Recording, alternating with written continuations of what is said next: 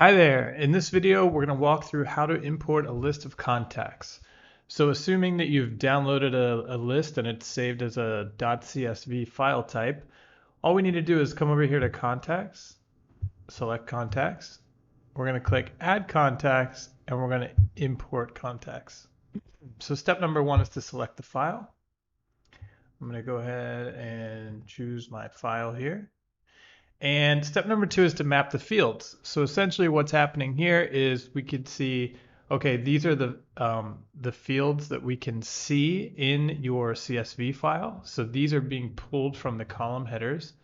And then what we're saying over here is, okay, these are the fields that we have available in high level, just map them. So this is all pretty straightforward. Phone maps to phone, email maps to email.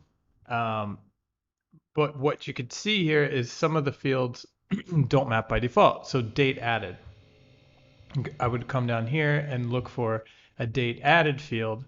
And if I don't have it, then I would need to cancel this, go make the custom field, come back, redo the import so that I can map everything that I want mapped over.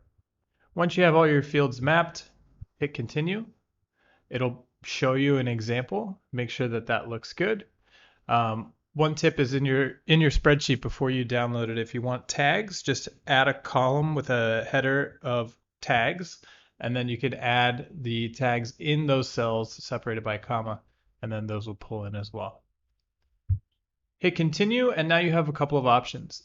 The first one is saying if we see a duplicate contact, meaning somebody in the list that we're importing is already in your account, what should we do? Option number one is to update the contact with the data that's in the document we're importing, but only the fields that are empty. So what this is saying is, let's say you're importing a contact John Smith who's already in the system, and in the document you're importing, it has a zip code. The contact that's already in high level does not have a zip code, so it's only going to update that zip code field and not the other fields that already have information in them. If you want it to overwrite everything, regardless of what's already in high level, you would select option number 2. Or option number 3 is just ignore that contact altogether and don't do anything. We recommend this one. We're going to hit continue. And now we can add tags. So this is helpful if you're going to push these people straight into a campaign, let's say.